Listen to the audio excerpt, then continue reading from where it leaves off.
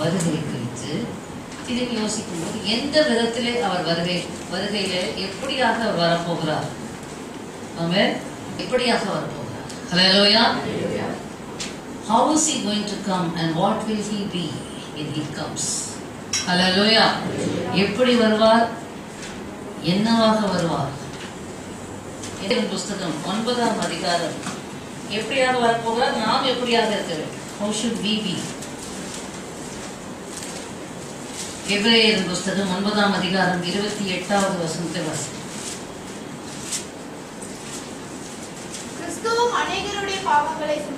கிறிஸ்து அநேகருடைய பாவங்களை சுமந்து தீர்க்கும்படிக்கு ஒரே தரம் பலியிடப்பட்டு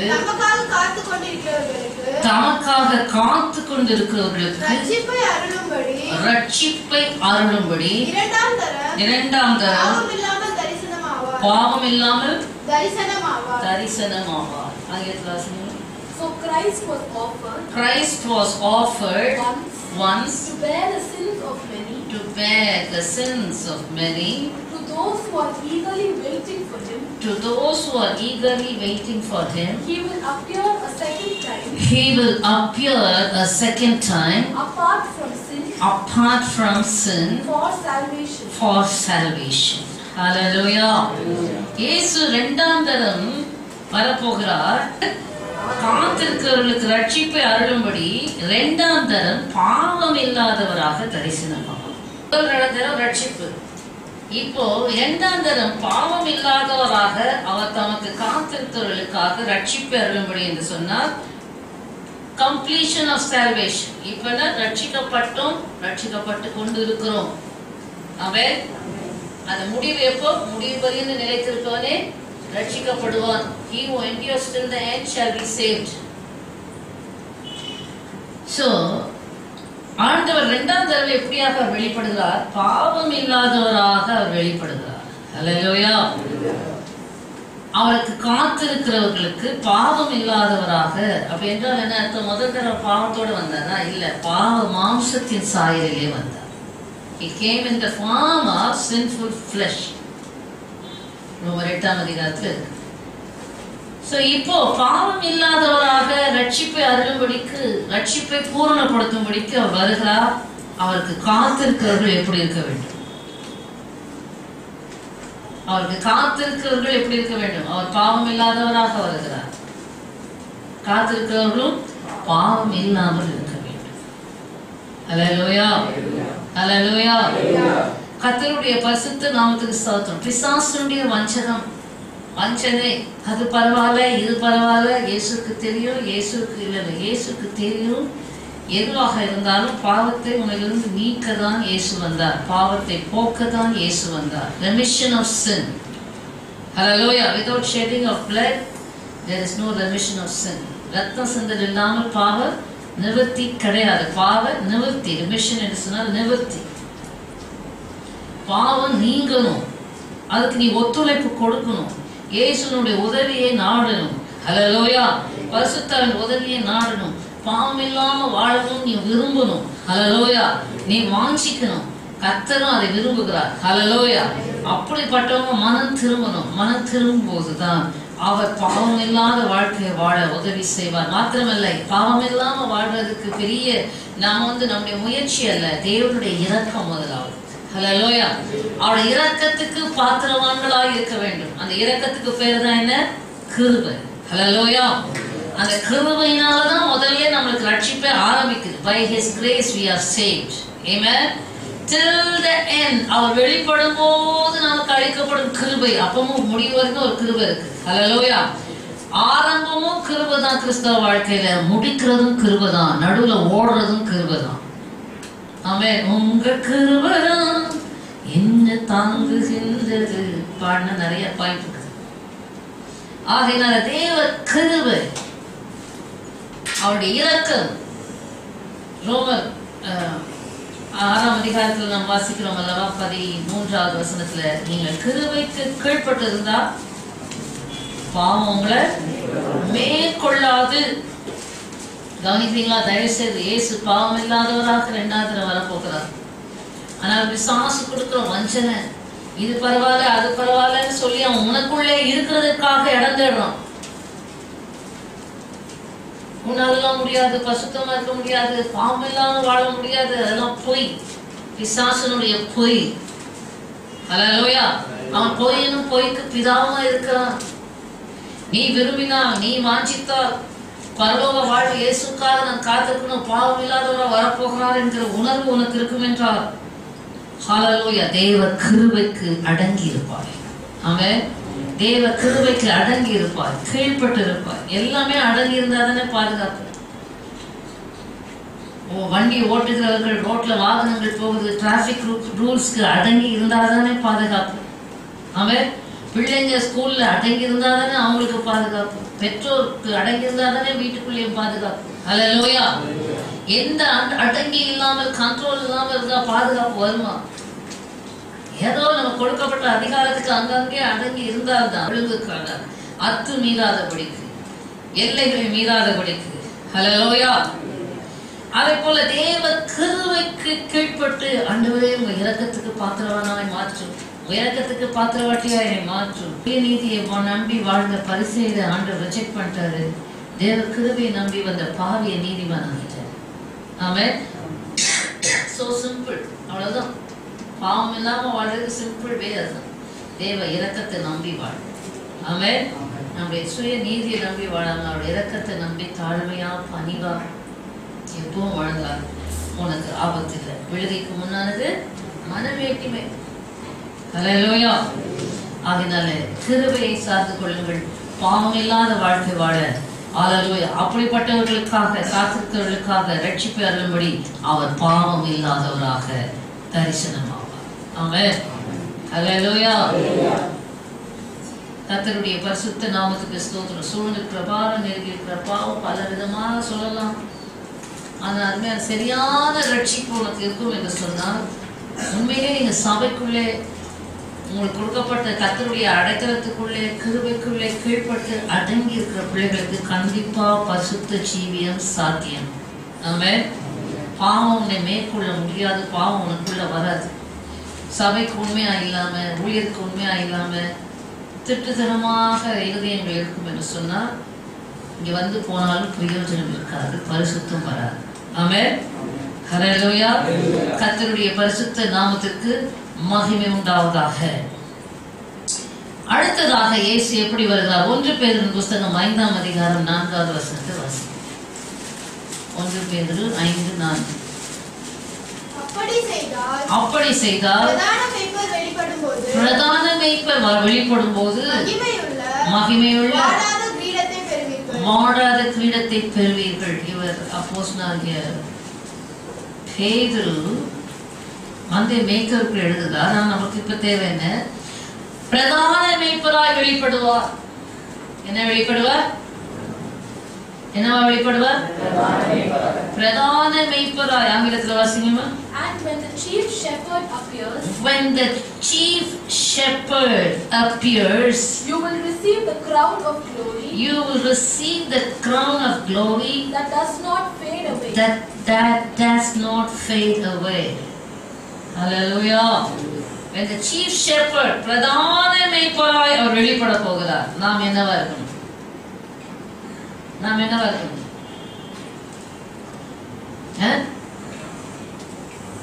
என்ன? ஆட்டுக்குட்டியா? அவர் பிரதான மேய்ப்பராய் இருக்கிறார். ஆட்டுக்குட்டி. ஓகே. எப்படிப்பட்ட ஆட்டுக்குட்டியா இருக்கும்? ஹல்லேலூயா. எப்படிப்பட்ட ஆட்டுக்குட்டி? அவர் நம்முடைய தேவன். அவர் நம்முடைய தேவன். நாம் அவர் மேய்ச்சலின் ஜனங்களோ. நாம் அவர் மேய்ச்சலின் ஜனங்களோ. அவர் கைக்குள்ளான ஆடுகளும். அவர் கைக்குள்ளான ஆடுகளுமாமே. ஹல்லேலூயா. For he is our God. For he is our God. And we are the people of his pasture. And we are the people of his pasture. And the sheep of his hand. And the sheep of his hand. Hallelujah. ஆடுதான் பிரதான மேய்ப்பர். எந்த ஆடுக்காக வருகிறார்? எந்த ஆடுக்காக வருகிறார்? சொல்லுங்க. Sheep of his hand. அவருடைய கைக்குள்ளான ஆடுகளுக்காக அவர் வருகிறார். Hallelujah. அவர் கைக்குள்ளான ஆடுகள், sheep of his hand. அதே 1 பேதுரு புத்தகத்தில் 5ஆம் அதிகாரத்தில் நாம் வாசிக்கிறோம்.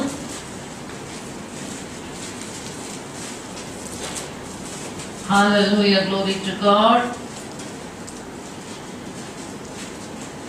அதே அதிகாரத்தில் என்ன வாசிக்கிறோம்? 6வது வசனம். ஆகையால் ஏற்ற காலத்திலே தேவன் உங்களை உயர்த்தும்படிக்கு அவருடைய பலத்த கரத்துக்குள் அடங்கி இருங்கள். கைக்குள்ளான ஆடுன்னு அர்த்தம், தேவனுடைய பலத்த கரத்துக்குள்ள அடங்கி இரு. ஹல்லேலூயா. கைக்குள்ளான ஆடு, அவருடைய பலத்த கரத்துக்குள் அடங்கி இருங்கள். அவருடைய கைக்குள்ளான ஆடு. ஆகார், சாராள் ஆகார் என்ன செய்தார்? தனக்கு பிள்ளை இல்லை என்று சொன்ன உடனே ஆபிரகாமுக்கு கொடுத்தார். ஆகார் கர்ப்பத்தரித்த போது நான் கர்ப்பவதியானதை பார்த்த உடனே சாராள் என்ன செய்தானா? அற்பமாக நினைக்க ஆரம்பித்தாள். மனதிலே அற்பமாக நினைத்தாள். அற்பமாக நினைத்த உடனே சாராள் என்ன பண்ணா? ஆகாரை கடுமையாக நடத்தினார். எப்படி நடத்தினார்?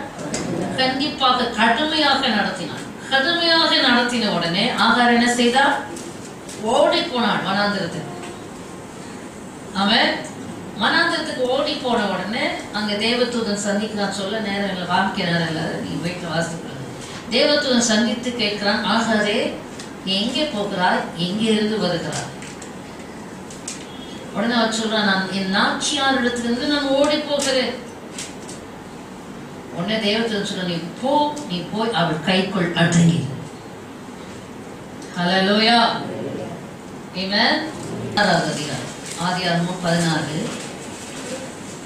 9வது வசனம். ஆதியாகமம் 16:9. அப்பொழுது கர்த்தருடைய தூதனானவர் நீ உன் நாச்சியார் அண்டைக்கு திரும்பி போ, அவள் கையின் கீழ் அடங்கி இரு என்றார். ஆங்கிலத்தில் வாசிங்க.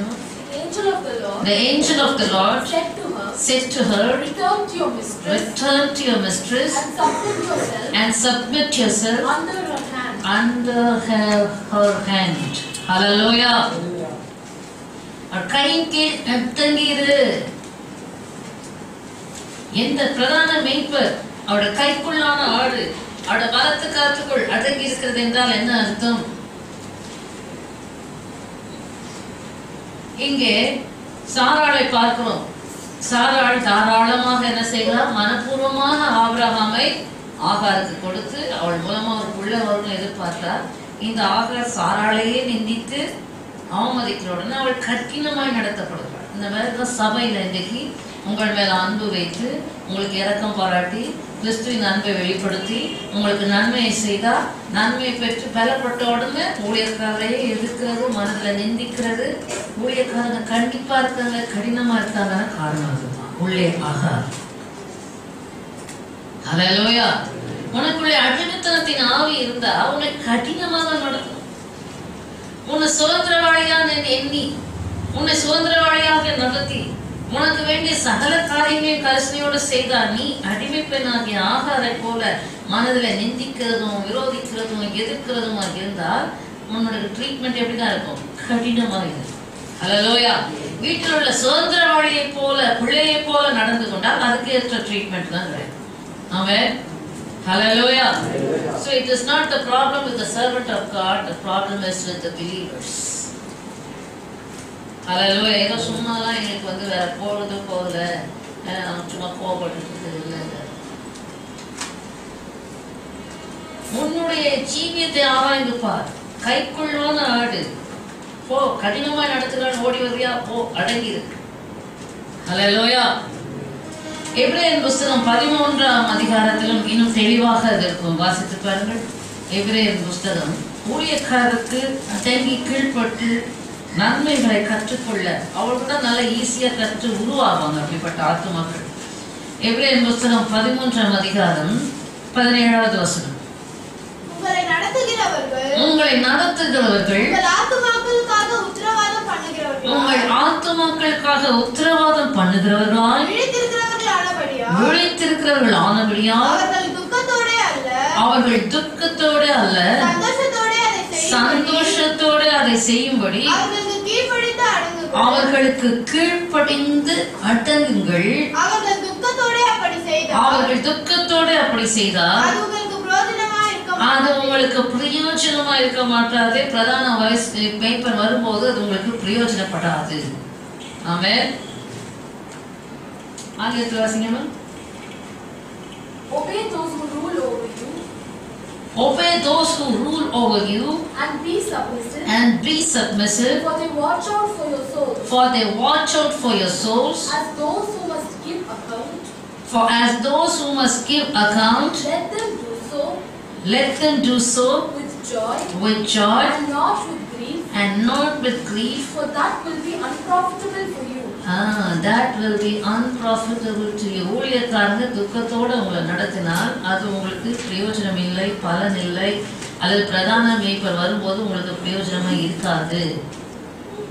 நல்ல ஆத்மாவாய் நல்ல ஆடாய் கருதப்பட முடியாது. ஆமென். நான் உங்களை அறியேன் என்று சொல்லுற டெஸ்ட்ல போயிடுவோம். ஹல்லேலூயா. என் ஆடுகள் என் சத்தத்துக்கு பின் செல்கிறது, நான் அவைகளை அறிந்திருக்கிறேன், அவைகளால் அறியப்பட்டும் இருக்கிறேன் என்று இயேசு சொல்கிறார். ஹல்லேலூயா. நீ தேவனுடைய ஆடா இருந்தால் தேவனுடைய சத்தம் யாரிடத்திலிருந்து வருகிறது என்று அறிந்து அவருடைய சத்தத்துக்கு பின்பற்றுகிற நல்ல ஆடாக இருப்பார். ஹல்லேலூயா. அப்படிப்பட்ட ஆடுகளை இயேசு சொல்கிறார், நான் அறிந்திருக்கிறேன், அவைகளால் அறியப்பட்டும் இருக்கிறேன். ஆமென். ஹல்லேலூயா. அதனால பிரதான மேய்ப்பராய் அதே 13ஆம் அதிகாரம் எபிரேயர் புத்தகத்துல வாசித்தீங்கன்னா,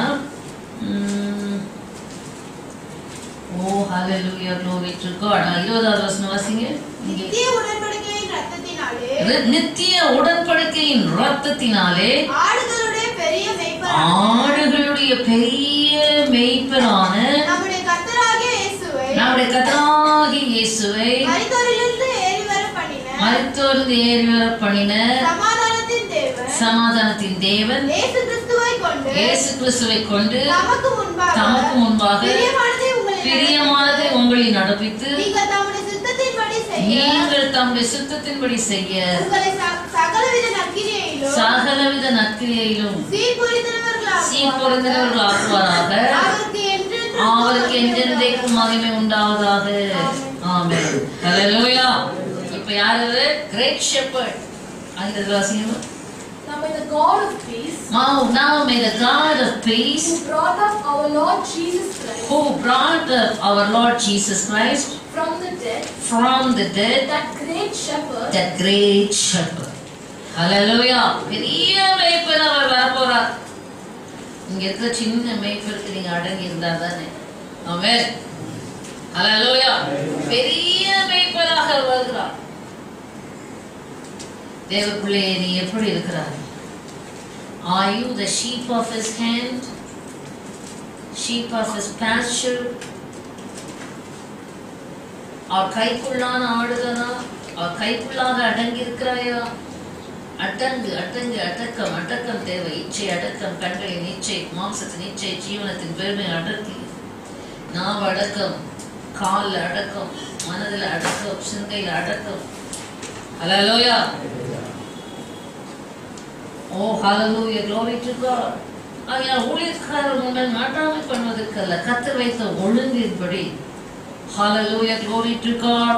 உங்கள் ஆத்மாக்களுக்காக உத்தரவாதம் பண்ணுகிறவர்களாய் விழித்திருக்கிறவர்களானபடியால் துக்கத்தோட ஊழியர்கள் உங்களை நடத்தினால் உங்களுக்கு அது பிரயோஜனமே இருக்காது. நாங்கள் எவ்வளவுதான் மனதார ஆசீர்வதியும் ஆண்டவரே அப்படின்னு சொன்னாலும் ஆசீர்வாதம் வராது, வாதம் தான் வரும். நாங்கள் அதை மீன் பண்ணல, மனதார ஜெயித்தாலும் கர்த்தர் அதை கேட்க மாட்டேன் என்கிறார். ஹல்லேலூயா. பிரயோஜனப்படாது. ஊழியர்கள் சந்தோஷத்தோட உங்களை நடத்தினால்தான் உங்களை குறித்து ஊழியர்களுடைய இருதயம் சந்தோஷப்படும். எப்படி சந்தோஷப்படணும்? வெளி வார்த்தைகளினால அல்ல, உங்களோட செய்கைகளினால. your attitude, your intentions, your thoughts, your behaviors, sincerity, உள்ளத்திலிருந்து உண்மையாக எவ்வளவு குறைவுள்ளவர்களாக இருந்தாலும் சரி, பலவீனமாக இருந்தாலும் சரி, நீங்க சரியான உருவாக்கப்படாமல் இருந்தாலும் சரி, ஆனால் உண்மை உள்ளவர்களாக இருந்து உருவாகணும்ன்ற உள்ள உத்தம இருதயம் உடையவர்களாக இருந்தா போதும். ஹல்லேலூயா. பர்ஃபெக்ஷனை கர்த்தர் எதிர்பார்க்கல, ஊழியர்கள் எதிர்பார்க்கல. உள்ள நிலைமையில ஹல்லேலூயா, don't pretend as somebody, be what you are. ஹல்லேலூயா. நீங்க என்னவா இருக்கீங்களோ அப்படியே இருங்க. அப்படியே இருங்கன்னா அப்படியே இருங்க இல்லை, அந்த நிலைமையிலேயே நீங்க ஊழியக்காரர்கள் உண்மையான மனதோடு இருக்கும்போது கர்த்தர் அந்த நிலைமையிலிருந்து உங்களை விடுதலையாக்கி வேர் பிரித்து உங்களை பூரணத்துக்குள்ளே நடத்த அப்பதான் முடியும். ஹல்லேலூயா. நீங்க நீதிமன்ற மாதிரி உங்களை காமிச்சிட்டீங்கன்னா ஊழியர்களால் உங்க வாழ்க்கையில வேலை செய்ய முடியாது, கிரியை செய்ய, உங்களுக்கு உதவி செய்ய முடியாது, பரிசுத்த ஆவியானவரோடு உதவி செய்ய முடியாது. ஆமென். ஸோ ஆகையினால சீக்கிரட்டை கற்றுக்கொள்ளுங்க. பிரதான மேய்ப்பனாக வரப்போகிறார், பெரிய மேய்ப்பனாக வரப்போகிறார். அவருக்கு முன்பாக நாம் நிற்க வேண்டும் என்று சொன்னார். ஹல்லேலூயா, glory to God. நாம் அவர் கைக்குள்ளான ஆடுகளாக இருக்க வேண்டும். ஆமென். ஹல்லேலூயா. எவ்வளவு காலம் இருக்கணும்? எவ்வளவு வருஷம் இருக்கணும்? ஹல்லேலூயா. நீ அவரோட வருகையில போகணும்னா வருகை வரைக்கும் அவர் கைக்குள்ளாக, ஹல்லேலூயா, அவரோட கண்ட்ரோலுக்குள்ளாக ஆமென் இருக்கணும். Many people they don't want. Everybody want to be leaders. Everybody want to be somebody, independent. Oh, that's not the plan of God. That's not the way that God has, hallelujah, planned His kingdom's work. ஒரு ஒழுங்கு, சபை வேணாம், ஊழியர் வேணாம், அது வேணாம், இது வேணாம். கர்த்தர் சொல்ற 5 விதமான ஊழியங்களை நான் ஏற்படுத்தி வைத்திருக்கிறேன். சபை எபேசியர் புத்தகம் 4ஆம் அதிகாரம் 10ஆம் வசனத்திலிருந்து எதுக்கு? நம்முடைய குமாரனுடைய நிறைவான வளர்ச்சியின் அளவுக்கு தக்கதாக, to the stature of the measure of His Son Jesus Christ, we have to grow. அவருடைய குமாரனாகிய இயேசு கிறிஸ்துவினுடைய வளர்ச்சியின் அளவுக்கு தக்கதாக நீ வளரணும். அதுக்கு தான் சபையை வச்சிருக்க. இது பொழுதுபோக்கு இடமும் இல்லை, ஏதோ வந்து ஆசீர்வாதம் வாங்கிட்டு போற இடமும் இல்லை. இயேசுவை போல உன்னை உருவாக்குகிற இடம்தான் சபை. ஹல்லேலூயா. எப்போ இயேசுவை போல மாறுவோம்? அவரோட வருகையில ஒரு இமை பொழுதுல. ஆமென். ஆமென். How long you have to be? ஆகையினால அருமையான தேவனுடைய பிள்ளைகளை கவனிங்க. உங்களோட வளர்ச்சிக்காகத்தான் சபையை வைத்திருக்கிறார் என்று எபேசியர் 4:10 தெளிவாக எழுதப்பட்டிருக்குது. அதுக்குத்தான் ஊழியர்களை ஏற்படுத்தி வைத்திருக்கிறார். If you are going to be hasty, முட்டை வந்து ஒரு அந்த கோழி குஞ்சு பொறிக்கணும்னு சொன்னா, அந்த முட்டையிலேருந்து கோழி வரணும்னு சொன்னா 10 நாள்ல வராது, 15 நாள்ல வராது, 20 நாள்ல வராது, 21 நாள்ல தான். ஆமென். அதுக்கு முன்னாடியே வரணும் அப்படின்னா வராது, கெட்டு தான் போகும். So if you are going to be hasty in your spiritual walk, you will be a spoiled person altogether. வேற ஆகிதான் கிரியை செய்யும். ஆகினால எச்சரிக்கையாக இருந்து உங்களோட ஜீவியத்தை காத்துக்கணும். ஆமென். ஹல்லேலூயா. மூன்றாவதாக அவர் எப்படி வரப்போகிறார்? லூக்கா 12ஆம் அதிகாரம் 36-37 வசனங்களை வாசிங்க. Luke's Gospel 12:36-37. தங்கள் எஜமான் கல்யாணத்திலிருந்து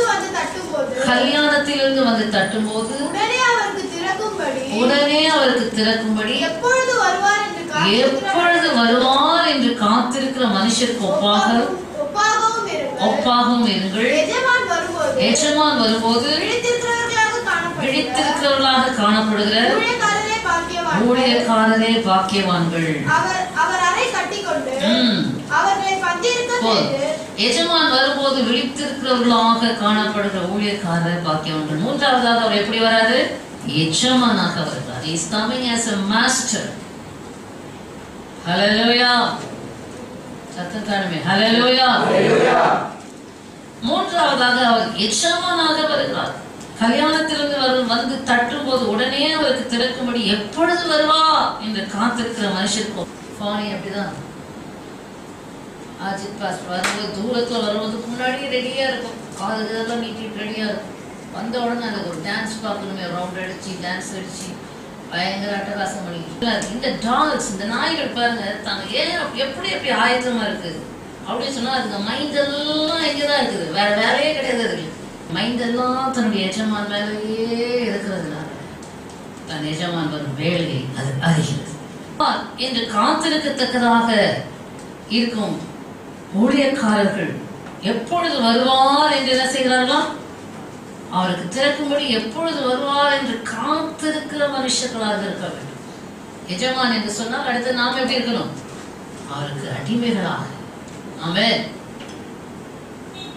நமக்கு தெரியும் ரோமர் 6ஆம் அதிகாரத்துல நீங்கள் கிறிஸ்துவுக்கு அடிமைகளானதுனால், தேவனுக்கு அடிமைகளானதால் கர்த்தரான பரிசுத்தமாகுதல், கர்த்தரால் கிடைக்கும் போல முடிவோ நித்திய ஜீவன்.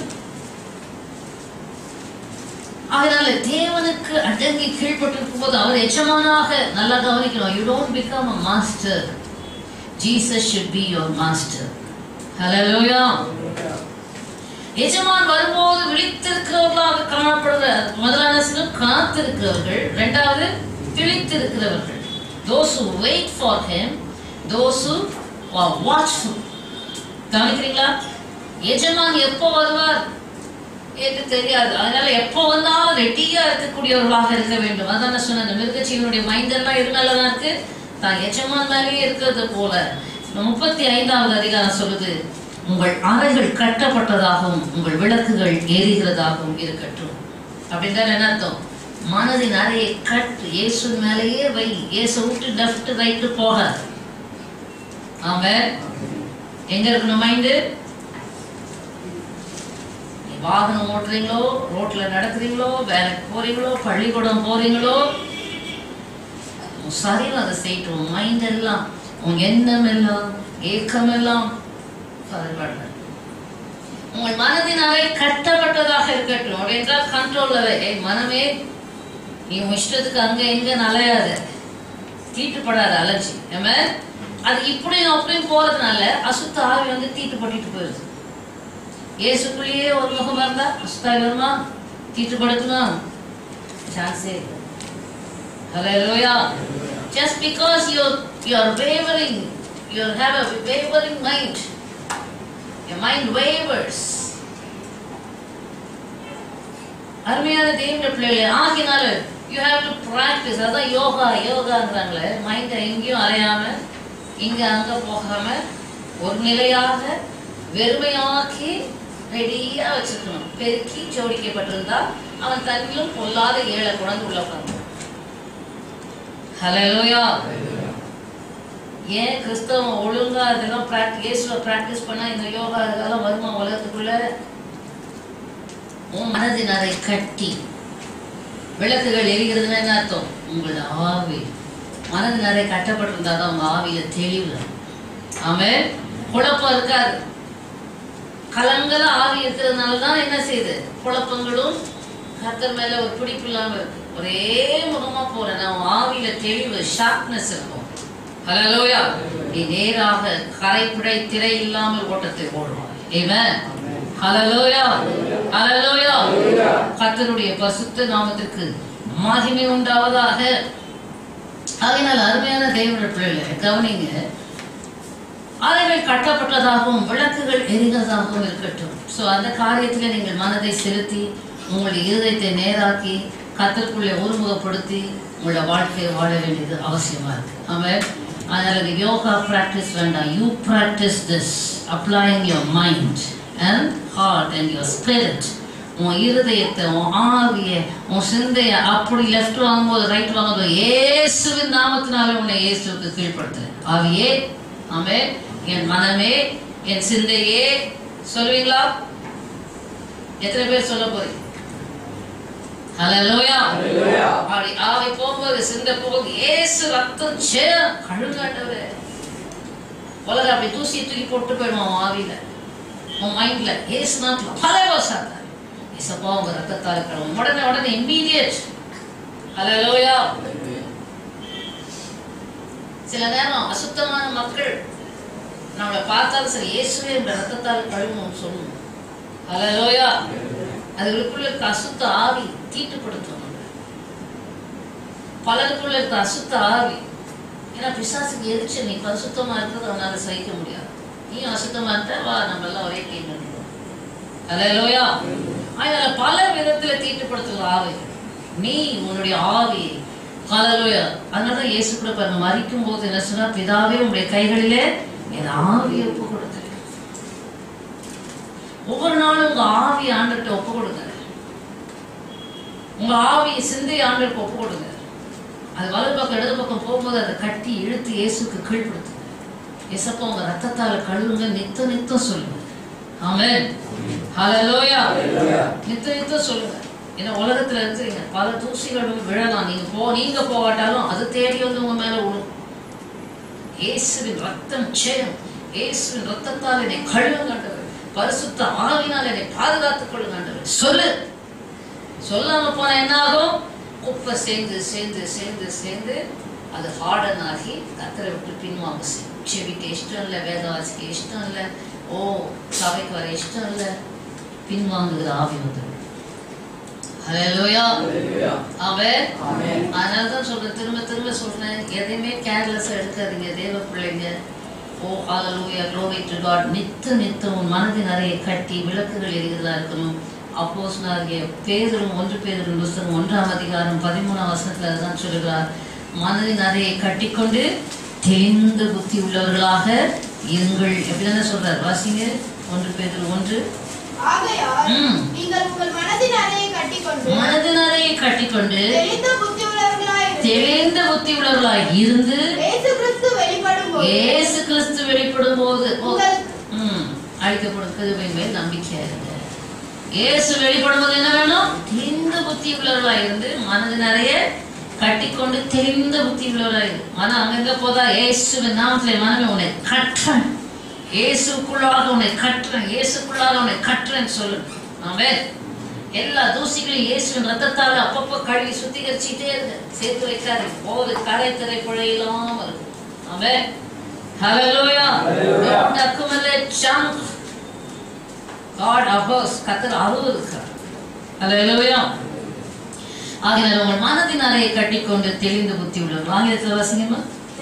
Therefore, gird up the loins of your mind. Gird up the loins. மனதை அங்க அப்படியே என்ன சுகமா இருக்குல்ல, யோசிச்சு பாருங்க. எப்போ பாரு வச்சுட்டா கண்ட்ரோலா, செல்ஃப் கண்ட்ரோலா, மைண்ட் எப்போ பாரு கண்ட்ரோலா இருக்குது. அப்படி எப்போ பார்த்தாலும் அதுவாடு லூஸா விட்டுட்டு அதுவாடுக்கு இஷ்டத்துக்கு ஜாலியாக அலைய விட்டு எல்லா அசுத்தங்களையும் உள்ள வாங்கிட்டு அருவருக்குள்ள வாங்கிக்கிட்ட உறுதி இல்லாத ஆத்மாவா. நம்ம ஸ்டர்னா இருக்கிறவங்களுக்கும் அப்படியே லெட் லூஸா இருக்கிறவங்களுக்கும் நீங்க வித்தியாசம் பார்த்தா தெரியும். அவங்க எல்லாத்தையுமே லைட்டா எடுப்பாங்க. ஆகில பொத்தல் பிசாசு போட்டு போட்டு போட்டு எல்லா அசுத்தங்களையும் தீட்டுகளையும். Receiving end, don't receive all the filth that the enemy throws at you. Hallelujah. பிசாசு உன்மேல் வீசுகிற தீட்டுகளை வாங்காது, திருப்பி அடிக்கிற இயேசுதான் பர்மிஷன்ஸ். ஆமென். கண்களை நிச்சய ரோட்ல போறீங்க, தீட்டு பல காரியங்கள், பலர் உங்களை பார்க்கிறதோ நீங்கள் மற்ற காரியங்களை எப்படி பார்க்கிறீங்களோ தெரியாது. இயேசு கிறிஸ்து நாமத்தினால் ஆமென். மனது நிறைய கட்டி தெளிந்த புத்தி உள்ளவர்களாக இருக்க வேண்டும். ஹல்லேலூயா. சரி, அடுத்ததாக இயேசு எப்படி வருகிறார்? மத்திய சுவிசேஷம் 25ஆம் அதிகாரம் 1லிருந்து 12 வசனங்களை நம்ம வாசிக்க வேண்டாம். 1வது வசனத்தை வாசிங்க.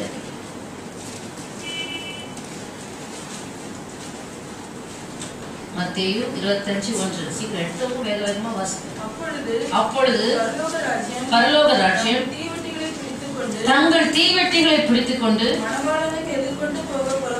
மணவாளனுக்கு எதிர்கொண்டு போக புறப்பட்ட 10 கன்னிகைகளுக்கு ஒப்பா இருக்கிறது. அடுத்தது இயேசு எப்படி வரார்? மணவாளனாக வருகிறார். ஹல்லேலூயா. He is coming as a bridegroom. கர்த்தருடைய பரிசுத்த நாமத்திற்கு மகிமை உண்டாவதாக. நமக்கு எல்லாம் தெரிந்த பகுதி தான். மணவாளனுக்கு எதிர்கொண்டு போன 10 கன்னிகைகள். அது 5 பேரு புத்தி உள்ளவர்கள், 5 பேரு புத்தி இல்லாதவர்கள். சுருக்கமா சொல்லிக் கொண்டு போகிறது. அந்த புத்தி உள்ளவர்களை பார்த்து எல்லாருமே தூங்கினாங்களாம். மணவாளன் தாமதித்த போது எல்லாரும் தூங்கினார்கள். மணவாளன் வந்துவிட்டார் என்று சொன்ன போது எல்லாரும் தன் விளக்கை ஆயத்தப்படுத்தினார்கள். புத்தி உள்ளவர்கள் எண்ணெயை கூட கொண்டு போனார்கள். புத்தி இல்லாதவர்கள் எண்ணெயை கொண்டு போல தேவசோ கேர்லெஸ், எப்பவும் செபிக்கிறதுக்கும் எப்பொழுதும் பரிசுத்த ஆவியில நிரப்பி நிரப்பி நிரப்பி நிரப்பி ஆவியானவரை தங்களுக்குள்ளே எப்பொழுதும் அனலாய் வைத்துக் கொள்ள ஜாக்கிரதை இல்லாமல் போயிட்டு. ஆமென். Spiritual, always spirit-filled. Be spiritual. அருமையான தேவனுடைய பிள்ளைகளே, கிழக்குல எண்ணெய் இல்ல, புத்தி உள்ளவர்கள். வேதம் சொல்கிறது, மணவாளன் வந்த போதோ ஆயத்தமாய் இருந்தவர்கள் போனார்கள் தான். அப்படிதானே? ஹல்லேலூயா. 10வது வசனம், புத்தி உள்ளவர்களா இருக்கு. அப்படியே அவர்கள் வாங்க போன போது மணவாளன் வந்து விட்டார். ஆயத்தமாய் இருந்தவர்கள் அவரோடு கூட கல்யாண வீட்டுக்குள் பிரவேசித்தார்கள். கதவும் அடைக்கப்பட்டது. புத்தி உள்ளவர்கள் யார்? ஆயத்தமாய் இருந்தவர்கள். Prepared people. Hallelujah. ஆயத்தமாய் இருந்தவர்கள் மணவாளன் வந்த போது போனாங்க. எப்பவும் prepared. வாஞ்சியே வேதத்துல யோவான் ஸ்நானத்தை பத்தி சொல்லப்பட்டிருக்கும். To make ready a people prepared for God. உத்தமமான ஜனத்தை கர்த்தருக்கு ஆயத்தப்படுத்துகிறது தான் இந்த ஊழியத்தின் நோக்கம் அப்படின்னு சொல்லிட்டு சொன்னேன். ஆண்டவரே, ஒண்ணு கூட எனக்கு ஆயத்தமா தெரியலையே, ப்ரிப்பேர்டா தெரியலையே, எந்த அளவுக்கு உருவானாங்க தெரியல. நாட் டு த மார்க் எனக்கு தோணுச்சுன்னா உங்களுக்கு எப்படி தோணும்? ஹல்லேலூயா. எவ்வளோ பிரயாசம், எவ்வளோ முயற்சி. அவங்க ஜெபிக்க மாட்டாங்க, அவங்க வேதத்தை வாசிக்க மாட்டாங்க, உபவாசிக்க மாட்டாங்க, ஆயத்தப்பட மாட்டாங்க. ஒரு மாயையில இன்னும் வாழ்ந்துகிட்டு இருக்காங்க. இவ்வளவு சத்தியம் கொடுக்குற இடத்துல இன்னும் மயக்கத்துல வாழ்றாங்க. கண்ட கண்ட செய்தியில கேட்கறாங்களா என்னன்னு தெரியல. இருதயத்துல அந்த உறுதியை இழந்து போறாங்க. கர்த்தருக்காக ஒரு பிரதிஷ்டை இல்லை, அர்ப்பணிப்பு இல்லை. உலகத்துக்குள் இருந்து உலகத்தின் வேஷங்களுக்குள் இருந்து கர்த்தரைங்க எல்லாம் வேர் பிரித்து வந்தா இங்க இருக்கிற ஜனங்க வேர் பிரிக்கப்பட்டு உலகத்துக்குள்ள போகுது. உலக வேஷத்தை விரும்புது, உலக மாயையை விரும்புது, எல்லா உலக ஆடம்பரங்களை விரும்புது, உலக ஆசைகளை விரும்புது, உலக அலங்காரங்களை விரும்புது. கடைசி காலத்துல எல்லாத்தையும் பொண்ணெல்லாம் தூக்கி ஆண்டவரோட வருகையில அந்தி கிறிஸ்துவின் ஆட்சியில எல்லாம் தூக்கி ரோட்ல வீசுவாங்க. இது என்னத்துக்கு, இது என்னத்துக்கு, இது என்னத்துக்கு. சி, அந்த அளவுக்கு வாழ்க்கை வெறுத்து போகும். அது என்ன பிரயோஜனம் இல்லையே, இருந்து பிரயோஜனம் இல்லையே, எல்லாம் வீசுவாங்க ரோட்ல. அந்த மாதிரி வீசக்கூடிய வேண்டாம் என்று முதலக்கூடிய அந்த ஐசிஸ் வந்துருச்சுன்னு சொல்லிட்டு அவன் வீட்டு ஜீவன் தப்புனா போதும் எல்லாம் தன் சொத்து சொந்தங்களெல்லாம் விட்டு ஓடி கூடிய அகதிகளா இருந்தாங்க.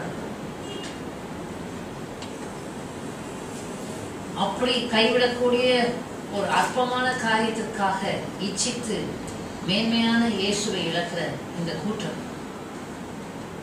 எப்படி ஆண்டவருக்கு ஆயத்தமாக முடியும்? To make ready a people prepared for God.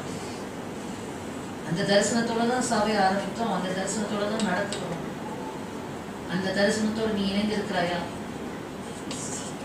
உத்தமமான ஜனத்தை கர்த்தருக்கு ஆயத்தமாக்கும்படிக்கு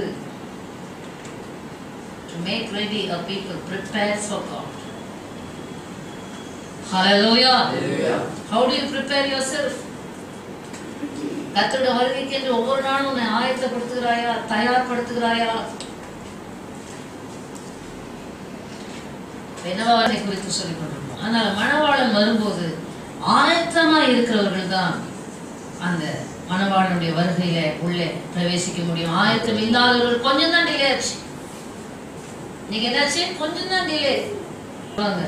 ஆண்டவர் சொல்றார், நீங்க எவ்விடத்தாலும் நான் உங்களை அறியேன். ஹல்லேலூயா.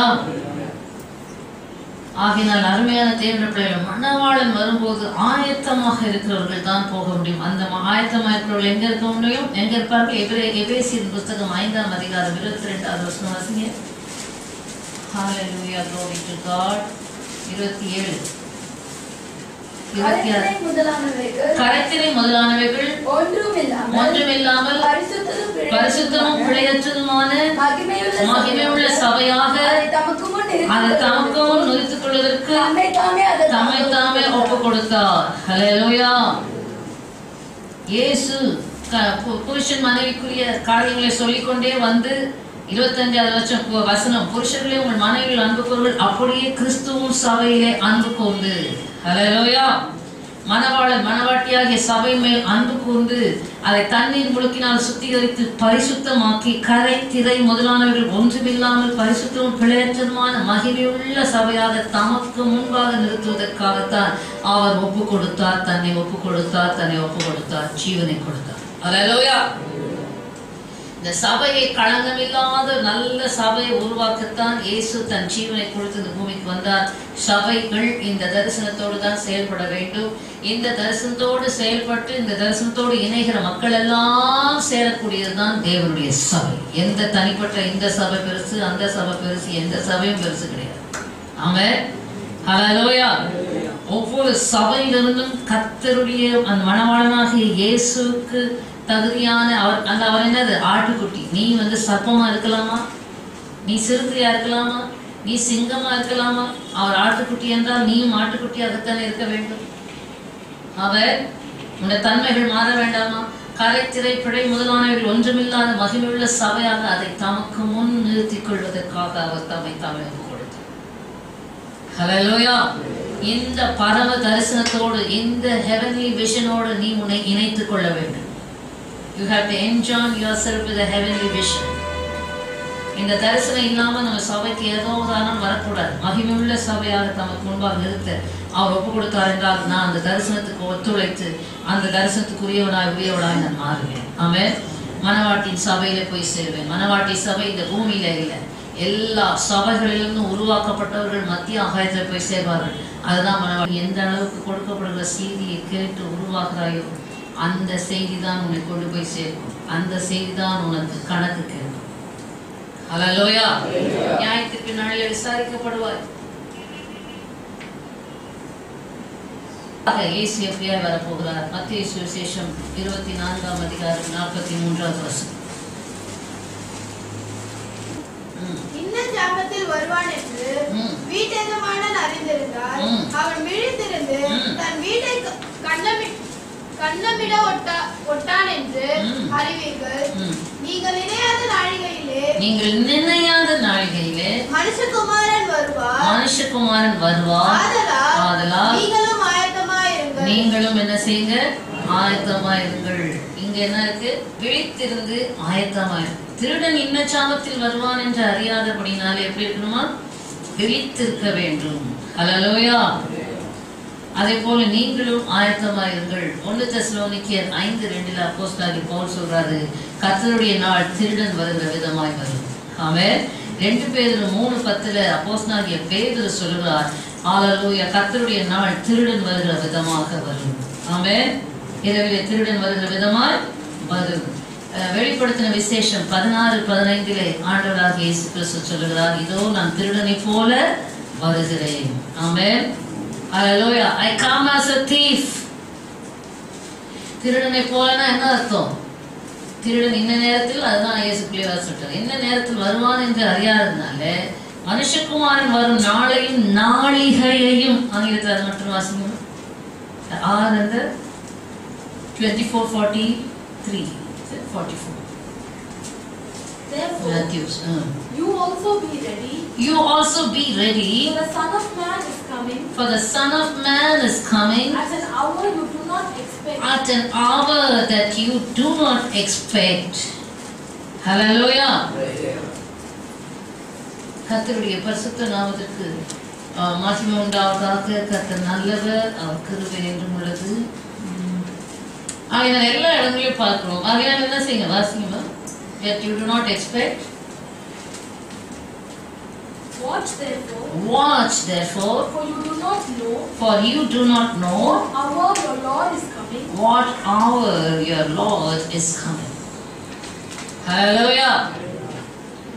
உங்களுடைய தேவன் எந்த நாளிகையில் வருகிறார் என்று அறியாதபடினாலே விழித்திருங்கள், ஆயத்தமாயிருங்கள். திருடனை போல வருவார். ஆகினால do not be careless, let loose, lethargic, slothful, நிர்விசாரம், அசதி, சோம்பல். Hallelujah. இவைகளை எல்லாம் விட்டுறணும். அசதிய, கேர்லெஸ்னஸ், சோம்பேறி நாமி வேலைக்காக. சோம்பேறிகளுக்கு பரலோக ராஜ்யம் போக முடியாது, ஆவிக்குரிய சோம்பேறிகள். ஹல்லேலூயா. ஆவிக்குரிய ஜீவிதத்தில் சுறுசுறுப்பாக இருக்க வேண்டும், வெளிப்பாக இருக்க வேண்டும். ஆவிக்குரிய ஜீவிதத்தில் எப்பொழுதும் ஆயத்தமாக இருக்க வேண்டும். ஹல்லேலூயா. ஆவியிலே விழித்திருக்க வேண்டும். திருடன் எந்த ஜாமத்தில் வரான் என்று அறிந்தாதவர்கள் விழித்திருக்கிறபடினாலே, அது மாத்திரமல்ல வெளிப்படுத்தல பார்க்கிறோம், இதோ நான் திருடனை போல வருகிறேன். 16-15 என்ன சொல்றார்? தன் மானம் காணப்படாதபடிக்கு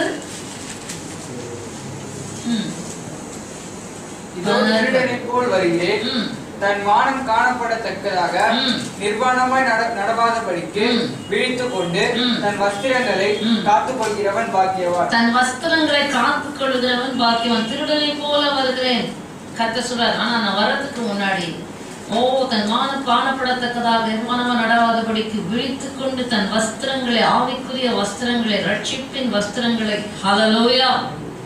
கள்வர் கையில் அகப்பட்ட அந்த வழிபோக்கனை கள்வர் அடித்து குற்றுயிரும் குலையுமாய் விற்று போனதை போல அவர்கள் அடித்து வஸ்திரங்களை உரிந்து கொள்வார்கள். மனவாட்டி பாருங்க, உன்னத பாட்டுல சொல்றா, என் நேசரை கண்டீர்களோ காவலார்கள், அவளை அடித்து என்ன செய்தார்களாம்? அவளை சால்வையை உரிந்து கொண்டார். ஆமென். நீதியின் சால்வை, ரட்சிப்பின் வஸ்திரம், இவைகளை பிசாசான உன்னில் உரிந்து போடாதபடிக்கு நீ விழித்துக் கொண்டு உன் வஸ்திரங்களை, ஆவிக்குரிய ஜீவியங்களை, ரட்சிப்பின் வஸ்திரத்தை காத்துக்கொள். ஹல்லேலூயா. சத்துரு கரைப்படுத்த இடம் கொடுக்காதே. ஆமென். விழித்து விழித்து திருடனை போல வருவார். எந்த நேரத்துல வந்தாலும் ஆமென், வாரும் இயேசுவே என்று சொல்லி எழும்பும். ஹல்லேலூயா. பூமி மேல இறங்கிட்டான். அருமையான தேவனுடைய பிள்ளை, திருடனை போல அவர் வருகிறார். நீ விழிப்பாயிருந்து உன் வஸ்திரங்களை காத்துக்கொள்ள ஜாக்கிரதையாய். ஆமென். ஹல்லேலூயா. ஹல்லேலூயா. அடுத்ததாக அவர் எப்படி வருகிறார்? 1 தெசலோனிக்கர் புத்தகம் 4ஆம் அதிகாரம். சீக்கிரமா வாசிங்க. இதெல்லாம் ரகசிய வருகை குறித்து உங்களுக்கு சொல்லிக் கொண்டிருக்கிறேன். சீக்கிரமா வாசிங்க பார்ப்போம். 4ஆம் அதிகாரம் 16வது வசனம். ஏனெனில் கர்த்தர் தாமே ஆரவாரத்தோடு பிரதான தூதருடைய சத்தத்தோடு தேவ எக்காலத்தோடு வானத்திலிருந்து இறங்கி வருவார். அப்பொழுது கிறிஸ்துவுக்குள் மரித்தவர்கள் முதலாவது எழுந்திருப்பார்கள். ஹல்லேலூயா. கர்த்தர் தாமே ஆரவாரத்தோடு பிரதான தூதருடைய சத்தத்தோடு தேவ எக்காலத்தோடு வானத்திலிருந்து இறங்கி வருவார். கர்த்தர் ஆரவாரம், இந்த ஆரவாரம், இந்த பிரதான தூதருடைய சத்தம், இந்த எக்காலம் நான் பாடுவேன். எக்கால சத்தம் வானில் தோனித்திடவே எம் இயேசு மகாராஜனே வந்திடுவார். ஹல்லேலூயா. அவர் அப்பொழுது நல்ல கவனிக்க, இந்த சத்தம் ஆவிக்குரியவர்களுக்கு தான் கேட்கும். ஹல்லேலூயா. பிரதான தூதருடைய சத்தம் ஆரவாரத்தோடு வருவார்களாம். இது இயேசு மத்திய ஆகாயத்துல வருகிற காரியம். ஆமென்.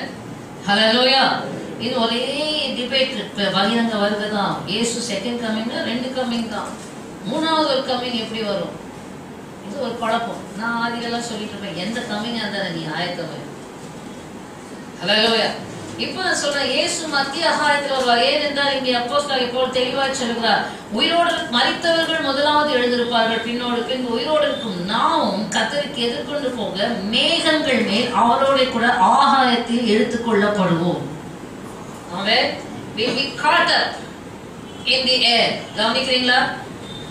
கர்த்தர் ஆரவாரத்தோடு பிரதான தூதருடைய சத்தத்தோடு தேவ எக்காலத்தோடு வானத்திலிருந்து இறங்கி வருவார். கிறிஸ்துவுக்குள் மரித்தவர்கள் முதலாவது எழுந்திருப்பார்கள், பின் உயிரோடு இருக்கும் நாமும் அவருக்கு எதிர்கொண்டு போக ஆகாயத்திலே எடுத்துக்கொள்ளப்பட்ட இவ்விதமாய் கர்த்தருடனே என்றென்றைக்கும் எப்பொழுதும் இருக்கும். ஆமென். அப்போ ரகசிய வருகையில இயேசு கிறிஸ்து தேவ தூதர்களோடு கூட ஆரவாரத்தோடு கூட வருகிறார். பகிரங்க வருகையில பரிசுத்தவான்கள் எல்லாரோடு கூட வருவார். ஆமென். அதான் வித்தியாசம். ரகசிய வருகை, rapture, he comes with all his angels, archangels, and the trumpet sound.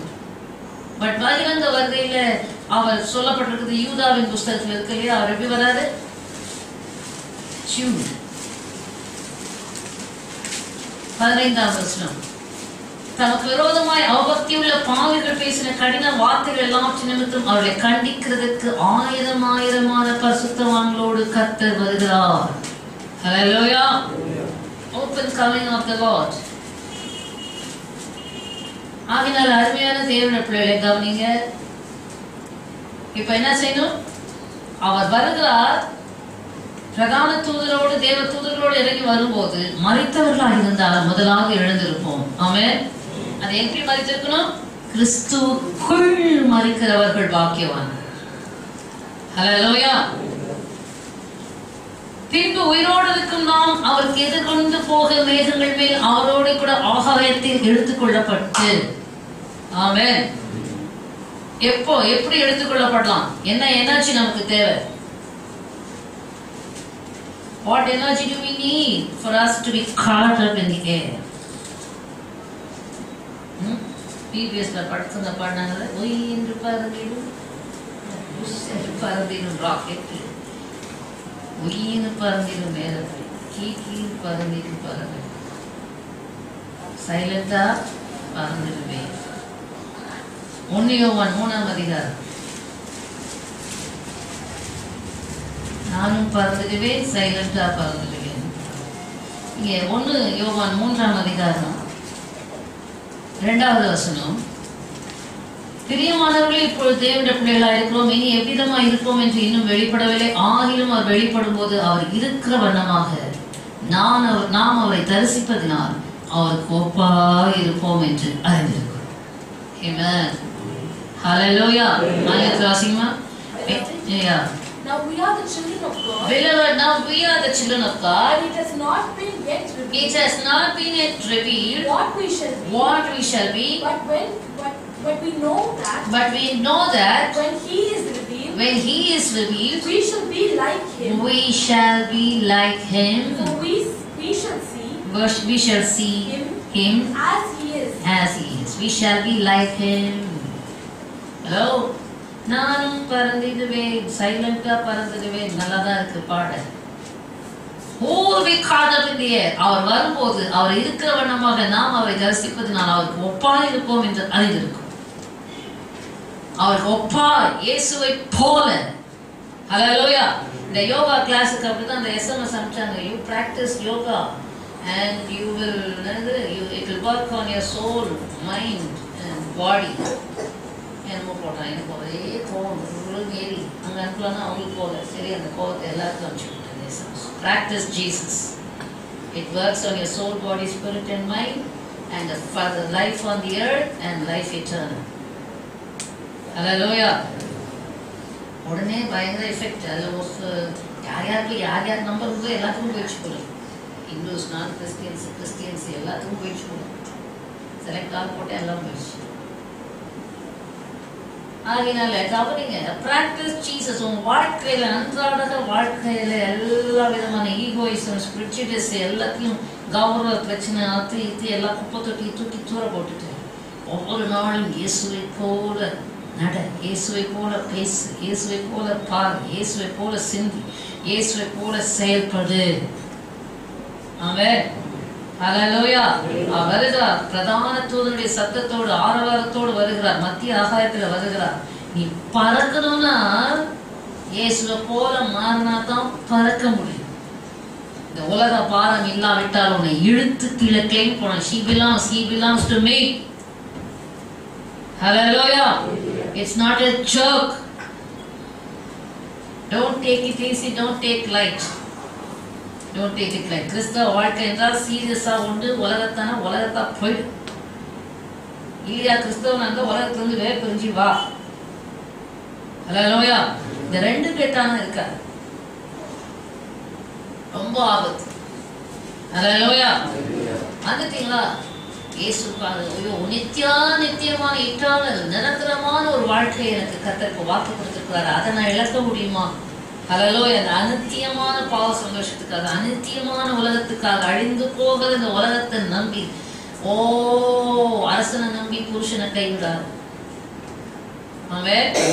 உலக ஆடம்பரங்கள், உல்லாசங்கள், உலகத்தின் மாயைகள், உலகத்தின் ஐஸ்வர்யங்கள், மகிமைகள், மேன்மைகளுக்காக உன்னதமான தேவனாகிய இயேசு கிறிஸ்துவை உன்னத வாழ்க்கையை இழந்து விடாது. ஹல்லேலூயா. இந்த உலகத்துல நீ கர்த்தரை முதன்மையாக வைத்து பிரதானமாக வைத்து தேவனுடைய ராஜ்யத்துக்காக நான் வாழுகிறேன். What for you are a Christian? I am a Christian. I have accepted Christ to seek the kingdom of God and to enter into the kingdom of God and to inherit the kingdom of God. ஹல்லேலூயா. தேவனுடைய ராஜ்யத்தை தேட, தேவனுடைய ராஜ்யத்தில் பிரவேசிக்க, தேவனுடைய ராஜ்யத்தை சுதந்திரித்துக் கொள்ள வேண்டும், நித்திய ஜீவனை சுதந்திரித்துக் கொள்ள வேண்டும் என்ற ஒரே நோக்கத்தோடு நான் கிறிஸ்தவனாய் வாழ்கிறேன், கிறிஸ்தவனாய் வாழ்கிறேன். ஆமென். ஹல்லேலூயா. அப்படி வாழ்ந்த அந்த உலகத்தோட கலக்காம பிரிந்து பிரிந்து பிரிந்து வாழ்வாய். கர்த்தருடைய உதவியை நாடி கர்த்தருடைய பராமரிப்புக்குள்ள இருந்து ஒவ்வொரு நாளும் இயேசுவின் வாழ்க்கையில செயல்படுத்துவாய். ஹல்லேலூயா. அப்படி இருக்கிறவர்களுக்குள்ள இருந்து உலகம் கழண்டு விழும். நீ கழட்டி போட வேணாம். இயேசுவை அதிகமா தரித்துக்கொள். ஆமென். இயேசுவை தரிக்க தரிக்க உலகம் கழண்டு விழும், நகை கழண்டு விழும். உலகத்தை கழட்டுறாங்க, இயேசுவை தரிக்காம நகை கழட்டி பிரயோஜனம் கிடையாது. நான் எப்பவுமே சொல்லுவேன், இந்த நகை கழட்டுற பிரசங்கங்களை கொஞ்ச நாள் நானே நிறுத்தி இருக்கேன். நிறுத்தினா இட்ஸ் a fact. அதில் எவ்வளோ பெரிய சத்தியம் இருக்குது. அதுக்கு அம்மாச்சியே ஒரு சாட்சி. கை தூக்க முடியல நாங்கள் எதுக்கு ஆவியான மனத்துல கையில் இருக்க மோதிரத்தை கழட்ட சொல்லியிருந்தேன். அந்த ஒரு அப்போதான் ரட்சிக்கப்பட்டு வராங்க உள்ள. இந்த அம்மா ஓடி போயிடுவாங்க போல இந்த வந்த விட்டா மோதிரத்தை கழட்ட சொன்னான் அப்படின்னு யோசிச்சு. சரி அம்மாச்சி ஆண்டர் சொல்கிறாரு கழட்ட சொல்கிறாரு. முறம் வச்சாங்க. இருந்தாலும் பரவாயில்ல, நம்ம சொல்ல வேண்டியது சொல்லு. வந்தாங்க வராட்டாங்க, வரலன்னு நம்ம என்ன அத்தை சொல்கிறாங்க. கழட்டாங்க, கை அழகாக தூக்கம் வந்துச்சு. திரும்ப யாரோ அப்பா யாரோ பசங்க சொன்னாங்க, திரும்ப போட்டாங்க, திரும்ப கை தூக்கம். அப்புறம் அன்னையோட கழட்டி வெளியேச்சு. ஸோ அதெல்லாம் எவ்வளவோ சத்தியங்கள் இருக்கு. அவன் ஆனால் உள்ளேயும் கழட்டு, துர்குணத்தை கழட்டு, பொல்லாப்பை கழட்டு, தீமைகளை கழட்டு, பிசாசின் தன்மைகளை கழட்டு, மனுஷீகத்தை கழட்டு, சுயத்தை கழட்டு, இச்சைகளை கழட்டு. ஆமென். இதை கழட்டாம யாராவது நான் காட்டினாம எனக்கு வரும் பொல்லாப்பு தாங்கவே முடியாது. I can't stand these people. நிறைய கழட்டிட்டு பண்ற அக்கிரமும், ஐயோ எல்லா உலக ஆசை, பொருளாசை, எல்லா இச்சைகள், நான்சென்ஸ். ஆயத்தால் தான் இயேசு இருக்க மாட்டேன், மற்ற எல்லாம் இருக்கும். இருதயத்தை நிறைவினால் தானே வாய் பேசும். அப்படியே வாயில இயேசு சொன்னா கூட வாயில தான் இருப்பார். God god god. இருதயம் எல்லாம் ரொம்ப டேஞ்சரா இருக்கும் அதெல்லாம். ஆனால் நம்ம சின்சியராக இருந்துட்டோம்னா இதுக்கெல்லாம் பயப்பட வேண்டியது ஆட்டோமேட்டிக்காக நம்ம உருவாகிட்டு போயிட்டு நாம ஹல்லேலூயா. நான் உண்மையாக இருக்கணும், நான் அப்படி இருக்கணும், இதெல்லாம் ஒன்றுமே இல்லை. சின்சியராக ஆண்டவருக்கு உண்மையான பிள்ளைகளாக இருந்து பாருங்க, ஆட்டோமேட்டிக்காக நீங்கள் உருவாகிட்டு போயிட்டே வளர ஆரம்பிச்சு. கபடமே வேண்டாம். ஹல்லேலூயா. வஞ்சகமும் வேண்டாம், சூதுவாது வேண்டாம், தந்திரம் வேண்டாம், சூழ்ச்சி வேண்டாம். இன்னசென்ட்டாக கபடம் இல்லாமல் கத்தருக்கு வாழ்க்கை கொடுத்து நீ உருவான அழக கத்தத்தான் கையில களிமண், எஜமான் குயவன் கையில களிமண்ணாக உன்னை உருவாக்கும். ஹல்லேலூயா. சோ கர்த்தருடைய இயேசுவை போல நீ மாறினால்தான் அவருடைய ரகசிய வருகையில மத்திய ஆகாயத்தில அவர் வரும்போது நீ எடுத்துக்கொள்ளப்பட முடியும். அவரை போல ஒரு நாள்ல அந்த நாள் ஆக முடியாது, ஒவ்வொரு நாளும் நான் ஹல்லேலூயா குறைவுள்ளவர்கள் தான். we have to practice Christ. Hallelujah. Practice. Music எப்படி வருது? பிராக்டிஸ் பண்ணாதானே வரும். ஹல்லேலூயா. பண்ணாம வருமா? ஹல்லேலூயா. எது வேணுமே பிராக்டிஸ் பண்ணாதான் வரும். இயேசுவை போல எப்படி மாறுவோம்? இயேசுவை போல கசப்பு இருக்கிற இடத்துல அன்பை கொடுத்துப்பா. ஹல்லேலூயா. விரோதம் இருக்கிற இடத்துல ஞானமா கொடுத்துப்பா. ஹல்லேலூயா. கண்ட இடத்துல போய் அன்பை கொடுத்துறாரு. ஆமென். அருமையான தேவன் நம்மை துன்பப்படுத்துவதற்காக ஜெபம் பண்ணுது. ஹல்லேலூயா. அவங்களுக்குள்ள பரிசுத்த ஆவியில அடிச்சு போடும். இந்த ஆத்மாக்களை விடுதலையாக்கும் ஜெபம் பண்ணு. அதை விட்டுட்டு சபிக்கிறேன், கட்டுறேன், அதை பண்றேன், இதை பண்றேன், திரும்பவும் கொண்டு எழுதுவார். ஆமென். What kind of spirit do you possess? Beware. Hallelujah. Hallelujah. சிலருக்காகலாம் நான் அப்போ கத்தரை போல மாறணும். இது ரகசிய வருகைக்கானது. மற்ற காரியங்களை சுருக்கமாய் காண்பித்து மத்திய 25:31 சங்கீதம் 90 எழுதி கொள்ளுங்க. மத்திய 25:31 மனுஷகுமாரன் மகிமை பொருந்தினவராக வரும். எப்படி வராது? Glorified Jesus. மகிமை அடைந்த இயேசுவாக பிரத்யட்சமாக எல்லாருடைய கண்களுக்கும் காணப்பட அவர் முன்ன தச்சனின் குமாரனாக வந்து அற்பமாய் எண்ணப்பட்டார். இப்பொழுது எல்லா கண்களுக்கான மகிமை பொருந்தினவராய் அவர் வருவார். ஹல்லேலூயா. 96ஆம் சங்கீதம் 13வது வசனம், ஏசாயா 34:4, இதிலே அவர் நியாயாதிபதியாய் வருகிறார். He comes as a judge to judge the whole world. Hallelujah. வெளிப்படுத்தல் 19:11, அது மட்டும் வாசிங்க சீக்கிரம். Revelations 19:11. பின்பு பரலோகம் திறந்திருக்க கண்டேன், இதோ ஒரு வெள்ளை குதிரை காணப்பட்டது, அதன் மேல் ஏறி இருந்தவர் உண்மையும் சத்தியம் உள்ளவர் எனப்பட்டவர். அவர் நீதியாய் நியாயம் தீர்த்து யுத்தம் பண்ணுகிறார். அவருடைய கண்கள் அக்னி ஜுவாலை போல் இருந்தது. அவருடைய சிரசின் மேல் அநேக கிரீடங்கள் இருந்தன. அவருக்கே அன்றி வேறொருவருக்கும் தெரியாத ஒரு நாமம் எழுதியிருந்தது. இரத்தத்தில் துவைக்கப்பட்ட வஸ்திரத்தை தரித்திருந்தார். அவருடைய நாமம் தேவனுடைய வார்த்தை என்பது. பரலோகத்தில் உள்ள சேனைகள் வெண்மையும் சுத்தமான மெல்லிய வஸ்திரம் தரித்தவர்களாக வெள்ளை குதிரைகள் மேல் ஏறி அவருக்கு பின் சென்றார்கள். புற சாதிகளை வெட்டும்படிக்கு அவருடைய வாயிலிருந்து கூர்மையான பட்டயம் புறப்படுகிறது. இருப்பு கோலால் அவர்களை அரசாடுவார். அவர் சர்வ வல்லமையுள்ள தேவனுடைய உக்கிர கோபமாகிய மதுவுள்ள ஆலையை மிதிக்கிறார்.